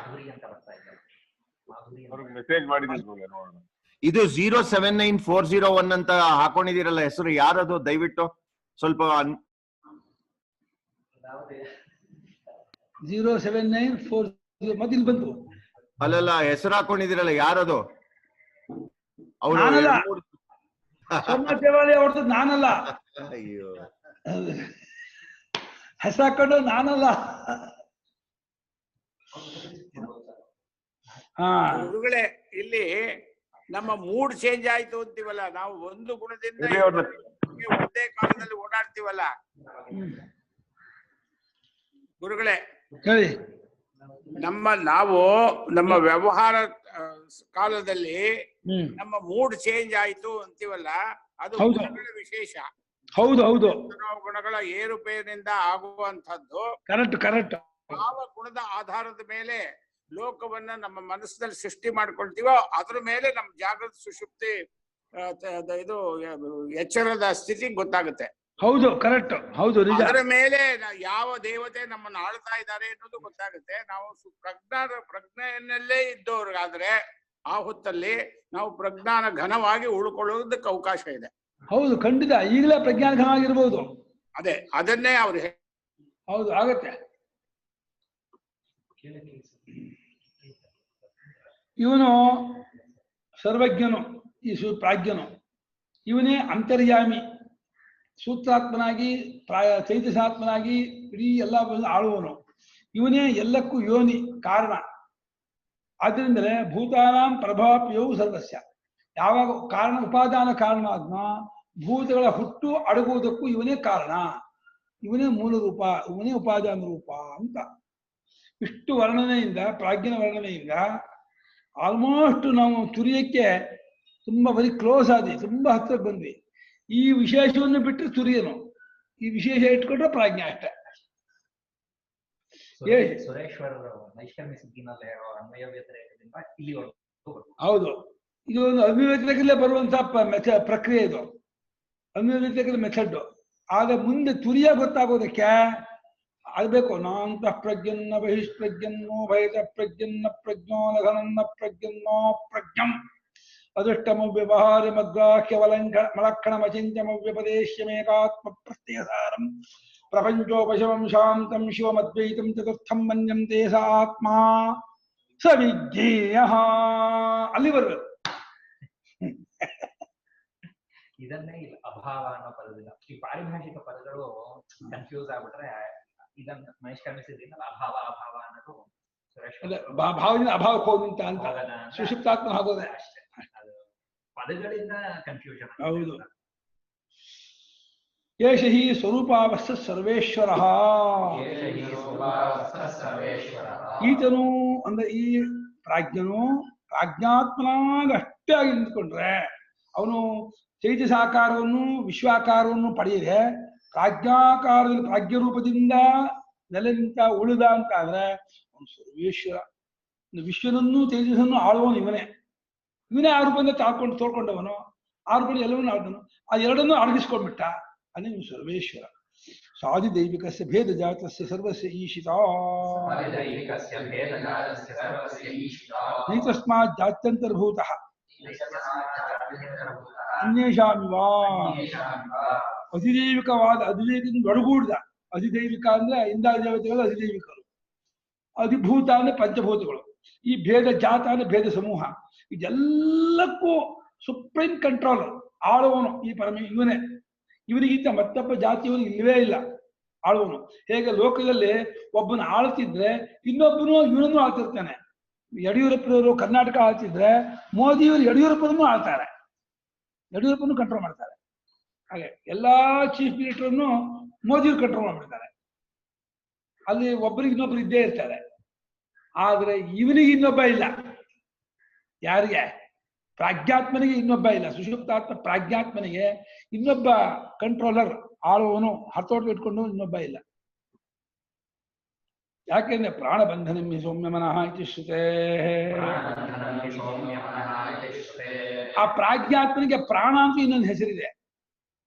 ಪ್ರಾಣದಿಂದ ಹೇಗೆ ಬದುಕೊಂಡಿದೀವೋ ಪ್ರಾಜ್ಞನಿಂದಲೇ ಬದುಕೊಂಡಿರೋದ್ರಿಂದ ಪ್ರಾಜ್ಞಾ ಪ್ರಾಣ ಅಂತ. ಸರ್ವಂಜನೇತಿ ಪ್ರಾಣ. ಪ್ರಾಣನ ಪರಮಾತ್ಮ ಅರ್ಥ ಮಾಡಿದ್ದಾರೆ. ಪ್ರಾಣಬಂಧನ ಮನಃ ಅಂದ್ರೆ ಮನೋಪಾಧಿಕರಾದ ಜೀವನು, ಪ್ರಾಣಬಂಧನ ಅಂದ್ರೆ ಪರಮಾತ್ಮ ಬಂಧನದಿದ್ದಾನೆ ಅಂತ ಆ ವಾಕ್ಯ ಕಳ್ಸ. ಅಲ್ಲಿ ಇಲ್ಲಿ ಪ್ರಾಣಬಂಧನ ಅಂದ್ರೆ ಪ್ರಾಜ್ಞ ಬಂಧನ, ಮನಸ್ಸು ಅಂತಂದ್ರೆ ತೇಜಸ್ಸನು ಉಪಲಕ್ಷಣ, ವಿಶ್ವನು ಇಬ್ಬರು ಕೂಡ ವಿಶ್ವ ತೇಜಸ್ ಇಬ್ಬರು ಪ್ರಾಜ್ಞ ಬಂಧನದಿದ್ದಾರೆ. ಅಯಮೇವ ಹಿ ಸರ್ವಸ್ಯ ಸರ್ವಭೇದಾವಸ್ಥೋ ಜ್ಞಾತ ಇತಿ ಏಷಃ ಸರ್ವಜ್ಞ. ಇವನೇ ಅಲ್ವೇ, ಈ ಪ್ರಾಜ್ಞನೇ ಅಲ್ವೇ ಎಲ್ಲರ ಭೇದಾವಸ್ಥೆಯಲ್ಲೂ ಇದ್ಗಳು. ಜಾಗ್ರತ್ ಸ್ವಪ್ನಗಳಲ್ಲಿ ಎಲ್ಲಾ ಭೇದಾವಸ್ಥಾರೂಪದಿಂದ ಇದ್ದವನು ಇವನೇ, ಅದನ್ನು ಅರಿಯುವನು ಇವನೇ, ಮನುಷ್ಯನಾಗಿ ಅರಿಯುವವನು ಇವನೇ, ಅರಿಸ್ಕೊಂಡ ಪದಾರ್ಥ ರೂಪ ತೋರ್ತಾ ಇರೋನು ಅವನೇ. 2 ರೂಪ ಪ್ರಾಜ್ಞನಿಗೆ, ದೃಶ್ಯರೂಪ ದೃಗ್ರೂಪ. 2 ರೂಪವಾಗಿ ಜಾಗೃತ ಸ್ವಪ್ನಗಳಲ್ಲಿ ಇವನೇ ಅರಿಯುತ್ತಾನಾದ್ದರಿಂದ ಇವನು ಸರ್ವಜ್ಞನು ಅಂತ. ಅಲ್ಲಿ ಸರ್ವವಾಗಿ ಜ್ಞಸ್ವರೂಪನಾಗಿದ್ದಾನೆ, ಅಲ್ಲಿ ಸರ್ವ ಗುರುಗಳ ಈಗ ಸುಷುಪ್ತಿದ ಆಗೋಯ್ತಲ್ವಾ, ಇವಾಗ ಇದು ಪರಮಾತ್ಮನ ವರ್ಣನೆ ಅಲ್ಲಲ್ಲ. ಸುಷುಪ್ತಿದೆ ವರ್ಣನೆ ಇದು ಆಗಿಲ್ಲ ಇನ್ನು. ಸುಷುಪ್ತಿದೆ ಇನ್ನೊಂದು ಮಂತ್ರ, 2 ಮಂತ್ರ ಸುಷುಪ್ತಿಗೆ. ಏಷ ಅನ್ನೋದು ಪ್ರಾಜ್ಞನಿಗೆ, ಅದು ಪ್ರಾಜ್ಞನಿಗೆ ಮುಂದೆ ಬರುತ್ತೆ. ಬಲಮಟ್ಟಿಗೆ ಪರಮಾತ್ಮನ ಇದನ್ನ ನಾನು ಮುಂಚೆ ಹೇಳ್ತೀನಿ, ಮರ್ಸ್ಬಿಟ್ರಿ ನೀವು, ಮರ್ಸ್ಬಿಟ್ರಿ ಹೇಳಿದೆ. ಆರಂಭದಲ್ಲೇ ಹೇಳಿದೆ, ಸಾಕ್ಷಾ ಪರಮೇಶ್ವರ ವರ್ಣನೆಯು ಹೀಗೆ ಇದೆ, ಪರಮಾತ್ಮ ವರ್ಣನೆ ಮಾಡಂಗೆ ಮಾಡ್ತಾ ಇದೆ. ಆದ್ರೆ ಯಾಕೆ ಪರಮಾತ್ಮನ ವೆರಿ ಕ್ಲೋಸ್ ಆದ್ರಿಂದ ಆ ರೀತಿ ವರ್ಣನೆ ಮಾಡ್ತಿದೆ. ಈ ಸುಷುಪ್ತ ಉಪಾಧಿ ಬಿಟ್ಟು, ಪ್ರಾಜ್ಞತ್ವ ಉಪಾಧಿ ಬಿಟ್ರೆ ನಿರ್ವಿಶೇಷನಾದ ಪರಮಾತ್ಮನೇ ಮಧ್ಯ ಅಡಿಗೆ ಮನೆ ಹೋಗ್ಬೇಕು ಅಂತ ಇದ್ದಾರೆ ಕಿರಣ್ ಅವರು. ಸ್ವಲ್ಪ ಅದೇನೋ ಮಾಡ್ಕೊಂಡಿದ್ರು ಅಂತ. ಇಲ್ಲ, ಸಿಸ್ಟಮ್ ಏನೋ ಡಿಸ್ಟರ್ಬ್ ಆಗಿದೆ, ಮಧ್ಯ ಕೇಳಿಸಿಲ್ಲ. ಹೌದಾ? ಮಧ್ಯ ಎದ್ದೋಗಿಲ್ಲ ಅಲ್ವಾ? ಎದ್ದೋಗಲ್ಲ. ಹಾಲು ಹೋಗ್ತಾ ಇತ್ತು, ಹಾಲು ಉಕ್ಕಿದಂಗಾಗಿತ್ತು. ಇಲ್ಲಪ್ಪ ಅವ್ರು ಹೋಗಲ್ಲಪ್ಪ, ಅವರು ಎಲ್ಲ ಮಾಂಡುಕ್ಯ ಅವ್ರ ಫೇವ್ರೇಟ್ ಗುರುಗಳೇ, ಭಾರಿ ಫೇವ್ರೇಟ್ ಅವ್ರಿಗೆ, ತುಂಬಾ ಫೇವ್ರೇಟ್. ಮಾಂಡುಕ್ಯ ಅಂದ್ಬಿಟ್ರೆ ಅವ್ರು ಮುಳುಗ್ಬಿಡ್ತಾರೆ ಅಲ್ಲೇ. ಸಾಧುದೈವಿಕವಾದ ಭೇದ ಸಮೂಹವೆಲ್ಲಕ್ಕೂ ಇವನೇ ಈಶಿತ ಒಡೆಯನು. ಆಯ್ತಲ್ಲ, ಇವನೇ ಎಲ್ಲಾ ಭೇದಾವಸ್ಥೆಯಲ್ಲಿ ಇದ್ಕೊಂಡವನಾಗಿ ಎಲ್ಲವನ್ನು ಅರಿಯುತ್ತಾನಾದನ್ನು ಇವನು ಸರ್ವಜ್ಞನು. ಏಷಃ ಅಂತರ್ಯಾಮಿ ಅಂತರನು ಪ್ರವಿಶ್ಯ ಸರ್ವೇಷಾಂ ಭೂತಾನ ನಿಯಂತಾಪಿ ಏಷ ಏವ.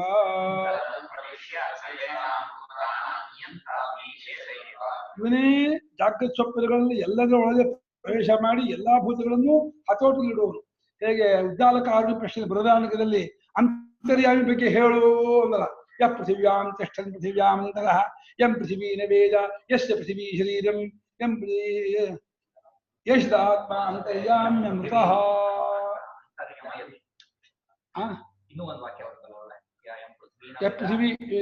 ಪೃಥಿವ್ಯಾಂ ತಿಷ್ಠನ್ ಪೃಥಿವ್ಯಾಮಂತರಃ ಯಂ ಪೃಥಿವೀ ನ ವೇದ ಯಸ್ಯ ಪೃಥಿವೀ ಶರೀರಂ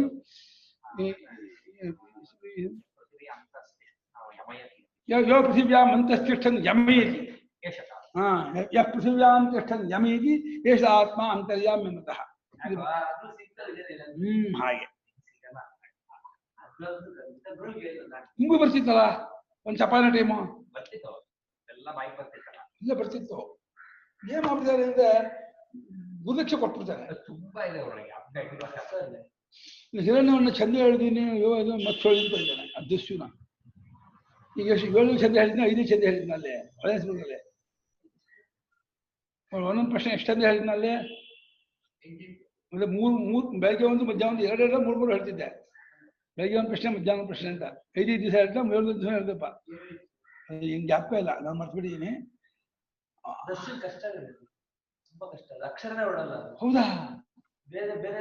ದಸ್ಯವೋ ರಾಜ ನಿಮಗೂ ಬರಲ್ಲ, ಮರ್ತೋಗಿದ್ಯಾ? ಅದೇ ಈ ವೇದಾನು ಹೇಳ್ಕೊಡ್ತಾ ಇದ್ರ ಗುರುಗಳೇ. ಅಯ್ಯೋ ಆಲ್ರೌಂಡರ್ ಸಾರ್, ಆಲ್ರೌಂಡ್ರು. ಅಲ್ಲಿ ಬರೀ ವೇದ ಅಂತ ಅಲ್ಲ, ವೇದ ಹೇಳ್ಕೊಟ್ಟೆ, ಸಂಸ್ಕೃತ ಹೇಳ್ಕೊಟ್ಟೆ, ಪ್ರಯೋಗ ಹೇಳ್ಕೊಟ್ಟೆ, ನಮ್ಮ ಬೆತ್ಸಮ್ಮರಿಗೆ ಪಿತೃವೇದ, ಶ್ರಾದ್ದ, ಸ್ಮಶಾನ ಕರ್ಮ ಎಲ್ಲ ಹೇಳ್ಕೊಟ್ಟೆ, ಇದೆಲ್ಲ ಹೇಳ್ಕೊಟ್ಟೆ. ಎಲ್ಲವೂ ಹೇಳ್ಕೊಟ್ಬಿಟ್ಟಿದೀನಿ. ಇನ್ನೇನು ಇವ್ರು ಜ್ಯೋತಿಷ್ಯ ಹೇಳಿದೆ, ಅವರಿಗೆ ಇದು ಛಂದಶಾಸ್ತ್ರ ಇದೆ, ಅಲಂಕಾರ ಶಾಸ್ತ್ರ ಹೇಳಿದೆ, ಅದ್ರ ಜೊತೆಗೆ ವೇದ ಅಂತ. ಜೊತೆ ವೇದ, ವೇದಾಂತ ಮೈನು. ಅದು ಕೇಳಿದ್ರೆ ಅದು ಹೇಳ್ಬೇಕಲ್ಲ, ಬಿಡ ಬರಲ್ಲ. ಮೈನ್ ವೇದಾಂತ ಅವ್ರಿಗೆ. ವೇದಭಾಷ್ಯ, ವೇದಭಾಷ್ಯವನ್ನು ಮೊದಲೇ ಕಾಂಡ ಹೇಳಿದ್ವಿ. ಇವಾಗ ವ್ಯಾಕರಣ ಹೇಳ್ತಾ ಇದ್ದೀನಿ, ಲಘು ಸಿದ್ಧಾಂತ ಕೌಮುದಿ. ಬರ್ತೀರಾ?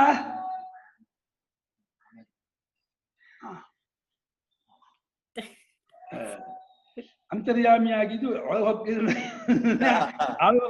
ನಮ್ಮ ಸಮ್ಮತಿ ಅತಯವ ಯಥೋಕ್ತಂ ಸಭೇದಂ ಜಗತ್ ಪ್ರಸೂಯತೆ ಇತಿ ಏಷ ಯೋನಿ ಸರ್ವಸ್ಯ. ಇದು ಅತಃ ಪಂಚಮಿ, ಪಂಚಮಿ ಆದ್ಮೇಲೆ ಉಪಾದಾನ ಕಾರಣ. ಈತನಿಂದಲೇನ ಈತನೇ ಸಮಸ್ತ ಭೇದ ಸಮೂಹದ ಜಗತ್ತಾಗಿ ತೋರ್ಕೊಳ್ತಾ ಇದ್ದಾನೆ. ಜಗತ್ತಲ್ಲೂ ಇವನಿಂದಲೇ ಹುಟ್ಟತ್ತೆ ಅಂದ್ರೆ ಇವನೇ ಜಗತ್ತಾಗಿ ಹುಟ್ಟಾನೆ, ಜಗತ್ತಾಗಿ ತೋರ್ತಾನೆ, ಜಗತ್ತಾಗಿ ತಿಳಿತಿದೀವಿ. ಜಗತ್ತು ಅಂತ ನಾವು ಅಂದ್ಕೊಂಡಿದೀವಿ, ಜಗತ್ತಿಲ್ವೇ ಇಲ್ಲ, ಇವನೇ ಇರೋದು. ಇವನ್ ಬಿಟ್ಟು ಏನು ಇಲ್ವೇ ಇಲ್ಲ ಇನ್ನೊಂದು. ಆಗ ವ್ಯವಹಾರ ದೃಷ್ಟಿಯಲ್ಲಿ ಇವನೇ ಮೇಲೆ ಹೇಳಿದ ಸಭೆಯ ಜಗತ್ತನ್ನು, ಬೇರೆ ಜಗತ್ತಲ್ಲವನ್ನ ಇವನೇ ಹಡಿಯುತ್ತಾನೆ. ಪ್ರಸೂಯತೆ, ಇವನು ಹಡಿತಾನಂತೆ. ಈ ಪ್ರಾಜ್ಞಾತ್ಮ ಭೇದದ ಜಗತ್ತನ್ನು ಹಡಿತಾನಂತೆ. ಆದ್ರಿಂದ ಇವನು ಯೋನಿ, ಉಪಾದಾನ ಕಾರಣ. ಇದು ಒಂದೇ ಕಡೆ ಹೀಗಾಗೋದು. ಇದು ಒಂದೇ ಕಡೆ ಹೀಗಾಗೋದು. ಈ ಯಾವ ಆಸ್ಪತ್ರೆ ಹತ್ತಪ್ಪ ಅವನು ಪರಮಾತ್ಮ? ಅದೇ ಆ ಆಸ್ಪತ್ರೆಗೆ ಹೆಸರಬೇಕು. ಅವಿದ್ಯಾ ಆಸ್ಪತ್ರೆಯಲ್ಲಿ ಹೆತ್ತ ಅವನು. ಅವಿದ್ಯಾ ದೊಡ್ಡ ಆಸ್ಪತ್ರೆ ಇದು. ಆ ಆಸ್ಪತ್ರೆ ಒಳಗೆ ಇಲ್ಲಿ ಹೆತ್ತ ಇವನು. ಏವಂ ಪ್ರಭವಶ್ಚ ಅಪ್ಯಯಶ್ಚ ಪ್ರಭವಾಪ್ಯಯೌ ಯಥೇವಂ ಹಿ ಭೂತಾನಾಂ ಯಥೇವ. ಯಾವ ಕಾಲ ಇವನೇ ಯೋನಿಯಾಗಿದ್ದಾನೋ, ಉಪಾದಾನ ಕಾರಣ ಇದ್ದಾನೋ, ಆದ್ರಿಂದ ಪ್ರಭವವೂ ಈತನೆ, ಅಪ್ಯಯವೂ ಈತನೆ. ಪ್ರಭವ ಅಂದ್ರೆ ಹುಟ್ಟು ಈತನೆ, ಪ್ರಳಯವೂ ಈತನೆ, ಭೂತಗಳದ್ದು ಅಂತಹ ಈ ರೀತಿಯಾಗಿ ಪ್ರಾಜ್ಞಾತ್ಮನನ್ನ ಈ ರೀತಿ ಹೇಳಿಬಿಟ್ಟು ಅತ್ರೈತೆ ಶ್ಲೋಕಾ ಭವಂತಿ. ಇದು ಕಾರಿಕೆ ಗೌಡಪಾದರದ್ದು. ಅತ್ರ ಏತೆ ಶ್ಲೋಕಾ ಭವಂತಿ. ಅತ್ರ ಏತಸ್ಮಿನ್ ಯಥೋಕ್ತೆ ಅರ್ಥೆ ಏತೆ ಶ್ಲೋಕಾ ಭವಂತಿ. ಇದು ಶಂಕರಾಚಾರ್ಯದ್ದು. ಅತ್ರೈತೆ ಶ್ಲೋಕಾ ಭವಂತಿ ಶಂಕರಾಚಾರ್ಯದಲ್ಲ. ಅತ್ರ ಏತಸ್ಮಿನ್ ಯಥೋಕ್ತೆ ಅರ್ಥೆ. ಇಲ್ಲಿಗೆ ಮಂತ್ರ ಹಾಗೆ ಹೋಯ್ತಕ್ಕ ಇದ್ರದ್ದು. ಇಲ್ಲ, ಅರ್ಧ ಆಯ್ತು. ಅಭಿಧೇಯ ಪ್ರಧಾನ ಇದು. ಅದಕ್ಕೆ ಕನೆಕ್ಟ್ ಆಗಿರೋದು ಕಾರಿಕೆನ ಈಗ ಹೇಳ್ಕೊಡೋಗ್ತಾರೆ. ಕರೆಕ್ಟ್. ಇನ್ನು ಇದು ತುರಿಯ ಕಾರಿಕೆ ಬಂದಿಲ್ಲ. ತುರಿಯ ಮಂತ್ರ, ತುರಿಯ ಕಾರಿಕೆ. ಇದು 3 ಪಾದ ಮಂತ್ರ, ಪಾದ ಕಾರಿಕೆ ಆಯ್ತು. 3 ಪಾದ ವಿಶ್ವದೇಶ ಪ್ರಾಜ್ಞಲ ಮಂತ್ರ ಆಯ್ತು, ಅದರ ಕಾರಿಕೆ ಆಗುತ್ತೆ. ಆಮೇಲೆ ತುರಿಯ ಮಂತ್ರ, ಆಮೇಲೆ ತುರಿಯ ಕಾರಿಕೆ, ಆಮೇಲೆ ಅಭಿಧಾನ ಪ್ರಧಾನವಾದ ಮಂತ್ರ, ಅದರ ಕಾರಿಕೆ, ಆಮೇಲೆ ಅಭಿಧಾನಾಭಿಧಾನ ಓಂಕಾರದ ಮಂತ್ರ, ಅದರ ಕಾರಿಕೆ. ಅಲ್ಲಿಗೆ 29 ಕಾರಿಕೆ. 29 ಕಾರಿಕೆ ಆದ್ರೆ ಆಗಮ ಪ್ರಕಾರ ಮುಗಿಯಿತು. 12 ಮಂತ್ರ, 29 ಕಾರಿಕೆ. ಈ ಮೇಲೆ ಹೇಳಿದ್ದಾದ 3 ಪಾದಗಳ ವಿಷಯದಲ್ಲಿ ಈ ಮುಂದಿನ ಶ್ಲೋಕಗಳು ಇರುತ್ತವೆ. ಶ್ಲೋಕ ಅದಕ್ಕಾಗಿ ಬಂದಿದೆ. ಅಂದ್ರೆ ಗುರುಗಳೇ, ಇಲ್ಲಿ ಆಗಮ ಪ್ರಕರಣ ಅಂತ ಅನ್ನೋದು ಏನನ್ನ ಸೂಚಿಸ್ತದೆ? ಅದು ಆಗಮ ಪ್ರಕರಣ. ಆಗಮ ಅಂದ್ರೆ ಉಪದೇಶ ಅಂತ. ನೇರವಾಗಿ ತತ್ವವನ್ನ ದೃಷ್ಟಾಂತ ಯುಕ್ತಿಗಳನ್ನು ಕೊಡದೆ ಉಪದೇಶ ಮಾಡೋದು ಆಗಮ. ಆ ಗಮಯತಿ ಇದು ಆಗಮ. ಹೇಗಿದೆಯೋ ಹಾಗೆ ಪ್ರತಿಜ್ಞಾರೂಪವಾಗಿ ಸ್ಟೇಟ್ಮೆಂಟ್ ಕೊಟ್ಟು ಹೇಳ್ತಾ ತಿಳಿಸ್ಕೊಡೋದು. ಇದು ಅರ್ಥವಾಗದೆ ಹೋದ್ರೆ ಯುಕ್ತಿ ಕೊಟ್ಟು ವೈತಥ್ಯ ಪ್ರಕರಣ. ಆ ಯುಕ್ತಿಯಿಂದ ಅದ್ವೈತನೂ ಹೊಡಿತೀನಿ ಅಂತ ಹೋದ್ರೆ ಇಲ್ಲ ಅದ್ವೈತ ಸತ್ಯ ಅಂತ ಹೇಳಿ ಮುಂದೆ ಅದ್ವೈತ ಪ್ರಕರಣ.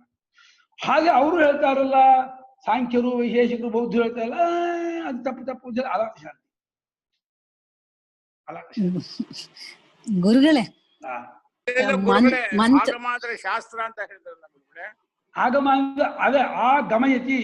ಆ ಅಂದ್ರೆ ಎಂಟೈರ್ ಆಗಿ ನಿಮ್ಗೆ ತಿಳಿಸ್ಕೊಡುತ್ತೆ, ನೇರಾಗಿ ವಸ್ತು ತತ್ವ ತಿಳಿಸ್ಕೊಡುತ್ತೆ. ಆದ್ರಿಂದ ಉಪನಿಷತ್ತಿಗೆ ಆಗಮ ಅಂತ ಹೆಸರು. ಗುರುಗಳೇ, ಗುರುಗಳೇ, ಹೇಳಮ್ಮ. ಇದು ಮಂತ್ರಗಳಿಗೂ ಶ್ಲೋಕಗಳಿಗೂ ಏನು ಅದು ವ್ಯತ್ಯಾಸ ಗುರುಗಳೇ? ಮಂತ್ರ ಅಪೌರುಷೇಯ, ಶ್ಲೋಕ ಪೌರುಷೇಯ. ಕೃತಕ ಗೌಡಪಾದರು ಮಾಡಿರೋದು ಶ್ಲೋಕಗಳು. ಮಂತ್ರ ಅದು ಪರಮಾತ್ಮನ ವಾಣಿ. ಅದು ಅದನ್ನು ವಿವರಣೆ ಕೊಡಕ್ಕೆ ಹೋಗಿ ಬರ್ತಾರೆ.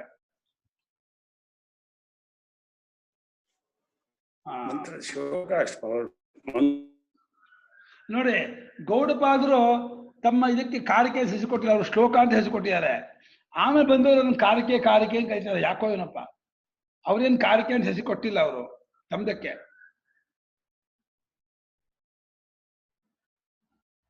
ಗುರುಗಳೇ, ಕಾರಿಕೆಗೂ ಶ್ಲೋಕಕ್ಕೂ ಏನ್ ವ್ಯತ್ಯಾಸ? ಅದು ಶ್ರುತಿಯನ್ನ ವಿವರಣೆ ಕೊಟ್ರೆ ಕಾರಿಕೆ ಅಂತಾರೆ. ಸ್ವತಂತ್ರವಾಗಿ ವಿಷಯ ಉಪದೇಶ ಸಹಸ್ರ ಇದೆಯಲ್ಲ, ಅದು ಶ್ಲೋಕಗಳು. ಸ್ವತಂತ್ರವಾಗಿ ವಿಷಯವನ್ನು ಹೇಳಿದ್ರೆ ಶ್ಲೋಕ. ಒಂದು ಶ್ರುತಿಗೆ ಅಧೀನವಾಗಿ ಬಂದ್ರೆ ಅದು ಕಾರಿಕೆ.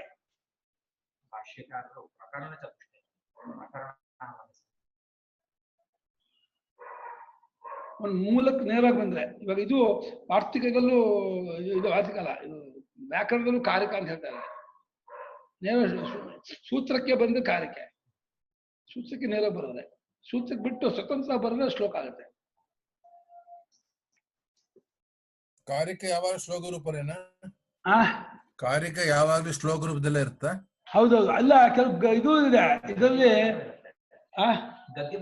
ಗದ್ಯ ಭಾಗ ಕಾರಿಕೆ ಇದರಲ್ಲಿದೆ.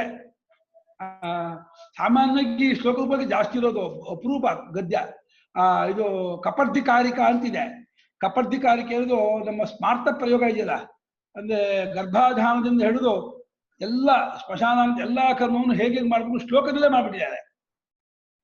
ಅಷ್ಟು ಶ್ಲೋಕ ರೂಪದಲ್ಲಿದೆ. ಮಾಡಿರೋದು ಯಾರು ಮಾಡಿರೋದು? ಅದು ಕಪರ್ದಿಗಳು ಅಂತ ಹೆಸರು ಅವರ ಕಪರ್ದಿ ಮುನಿಗಳು, ಕಪರ್ದಿ ಕಾರಿಕ ಅಂತ. ಚೆನ್ನಾಗಿದೆ ಆ ಶ್ಲೋಕಗಳು, ಗ್ಯಾಪ್ ಕಾಟ್ಗಳು ಬಹಳ ಈಸಿ. ಮತ್ತೂರ್ನವ್ರಿಗೆ ಅಲ್ಲಿ ಬೆಂಗಳೂರು ನಾಗರಾಜ್ ಅಂತ ಬರೆದಿದ್ದಾರೆ ಆ ಪದ್ಮ ಯಜಮಾನ್ರು. ಅವ್ರು ಎನ್ಸೈಕ್ಲೋಪೀಡಿಯಾ ಅವ್ರೆಲ್ಲ ಇಟ್ಕೊಂಡ್ಬಿಡ್ತಾರೆ ಒಂದೇ ಹೊಡೆದ ಕೊಟ್ರೆ. ಬಹಿಷ್ಪ್ರಜ್ಞೋ ವಿಭುರ್ವಿಶ್ವಃ ಯಂತಃ ಪ್ರಜ್ಞಸ್ತು ತೇಜಸಃ ಘನ ಪ್ರಜ್ಞಸ್ತಥಾ ಪ್ರಾಜ್ಞಃ ಏಕ ಏವ ತ್ರಿಧಾ ಸ್ಮೃತಃ. ಬಹಿಷ್ಪ್ರಜ್ಞೋ ವಿಭುರ್ವಿಶ್ವೋ ಯಂತಃ ಪ್ರಜ್ಞಸ್ತು ತೇಜಸಃ ಘನ ಪ್ರಜ್ಞಸ್ತಥಾ ಪ್ರಾಜ್ಞಃ ಏಕ ಏವ ತ್ರಿಧಾ ಸ್ಮೃತಃ. ನೋಡಿ, ವಿಶ್ವ ಅಂತಃಪ್ರಜ್ಞ ತೈಜಸಃ ಘನಪ್ರಜ್ಞ ತಥಾ ಪ್ರಾಜ್ಞ ಏಕಃ ಏವ ವಿಧಾ ಸ್ವತಃ. ಇದು ಸ್ವತಂತ್ರ ವ್ಯಾಖ್ಯಾನ. ಇದು ಜಾಗೃತ ಸ್ಥಾನೋ ವೈಶ್ವಾನರಃ ಸಪ್ತಾಂಗ, ಅದಕ್ಕೆಲ್ಲ ವ್ಯಾಖ್ಯಾನ ಇಲ್ವೇ ಇಲ್ಲ.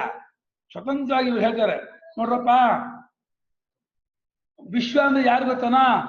ವಿಶ್ವ ಅಂದ್ರೆ ಬಹಿಷ್ಪ್ರಜ್ಞನು ಕಣ, ಹೊರಮುಖವಾದ ಅರಿವಿಟ್ಕೊಂಡವನೇ ವಿಶ್ವ ಕಣ ಅಂದ್ರು. ಬಹಿಷ್ಪ್ರಜ್ಞ ಅವನು ವಿಭು, ಯಾಕಂದ್ರೆ ಇಡೀ ವಿಶ್ವಾತ್ಮ ಇದ್ದಾನೆ ಒಡೆಯ ಅವನು. ಅದೇ ವಿಭುವೆ, ಅದೇ ವೈಶ್ವಾನರನೇ ಅಂತಃಪ್ರಜ್ಞನ ಆದ್ರೆ ಅವನಿಗೆ ತೈಜಸ ಅಂತ ಹೆಸರು. ಅವನು ವಿಭುವೆ, ಆ ಲೋಕ ಅವಸ್ಥೆಗೆ ಆ ಪ್ರಪಂಚಕ್ಕೆ ಅವನು ವಿಭು. ಎಚ್ಚರಕ್ಕೆ ಇವನು ವಿಭು ಆದ್ರೆ ಆ ಪ್ರಭಾವದು. ಬಹಿಷ್ಪ್ರಜ್ಞನಾದವನು ವಿಶ್ವ, ಅಂತಃಪ್ರಜ್ಞನಾದವನು ತೈಜಸ. ಅದು ಘನಪ್ರಜ್ಞ, ಸಾಲಿಡ್ ಅರಿವು, ಅರಿವಿನ ಗಟ್ಟಿ ಅರಿವಿನ ಮುದ್ದೆ ಆದ್ರೆ ಅವನು ಪ್ರಾಜ್ಞ. ಇದು ಏಕ ಏವ, ಒಬ್ಬನೇ ಮೂರಾಗಿ ತೋರ್ತಾ ಇದ್ದಾನೆ. ಇದು ಬಹಳ ಮುಖ್ಯವಾದ ಈ ಶ್ಲೋಕದಲ್ಲಿ. ಕೊನೆ ಪಾದ ಇದೆ, 4ನೇ ಪಾದ, ಅದು ವೆರಿ ಇಂಪಾರ್ಟೆಂಟ್ ಪಾದ. ಅದು ಒಬ್ಬನಿಗೆ 3 ಹೆಸರು, ಒಬ್ಬನೇ ಮೂರಾಗಿ ತೋರ್ತಾ ಇದ್ದಾನೆ. 3 ಒಂದೇ, ಒಂದಲ್ಲೇ 3 ಅಡಕವಾಗಿದೆ. ಬೇರೆ ಬೇರೆ ಆಂಗಲ್ ನೋಡಿದ್ರೆ ಬೇರೆ ಬೇರೆ ಹೆಸರು. ಅವನ ಇಂದ್ರಿಯನ್ನ ನೋಡಿದ್ರೆ ಪ್ರಾಜ್ಞನನ್ನ ಅವನಿಗೆ ವಿಶ್ವಾಸಿಸು. ಅದೇ ಪ್ರಾಜ್ಞನನ್ನ ಮನಸ್ಸಿನ ಮುಖ ನೋಡಿದ್ರೆ ತೇಜಸ್ ಅನಿಸಿದ್ರು. ಅಷ್ಟೇ ಹಾಗೆ ಅನ್ಕೊಂಡು ನೋಡಿದ್ರೆ ಅವನು ಪ್ರಾಜ್ಞ ಅನಿಸಿದ್ರು. ನಿಜವಾಗಿ ಸ್ವರೂಪತಃ 3 ಅಲ್ಲ, 3 ಇಲ್ಲ, 3 ಮೀರಿದವನು. ಆದರೆ ತೋರುವಾಗ 3ರಲ್ಲಿ ಒಂದು ರೀತಿಯಲ್ಲಿ ತೋರಲೇಬೇಕು. 3 ಬಿಟ್ಟು ಇನ್ನೊಂದು ರೀತಿ ತೋರಲ್ಲ. ಇಲ್ಲ ಬಹಿಷ್ಪ್ರಜ್ಞಾನ ತೋರ್ಬೇಕು, ಇಲ್ಲ ಅಂತಃಪ್ರಜ್ಞಾನ ತೋರ್ಬೇಕು, ಇಲ್ಲ ತೋರದೇ ಇರಬೇಕು. 3 ನಿಮ್ಮ ಅನುಭವ ಇರೋದು. ಏನೋ ವಿಶೇಷ ತೋರೋದು, ಏನೋ ಮನಸ್ಸಲ್ಲೇ ಕಾಣೋದು, ಏನೋ ತೋರದೇ ಇರೋದು. ಈ 3 ಅನುಭವ ಬಿಟ್ಟು ಇನ್ನೊಂದು ಅನುಭವ ಯಾವ ಜೀವನಿಗೂ ಎಲ್ಲೂ ಇಲ್ಲ. ಹಾಗೆ ಏಕ ಏವ ತ್ರಿಧಾಸ್ಪದ. ಸಾಕು, 11 ಆಯ್ತು. ದೇವಾಃ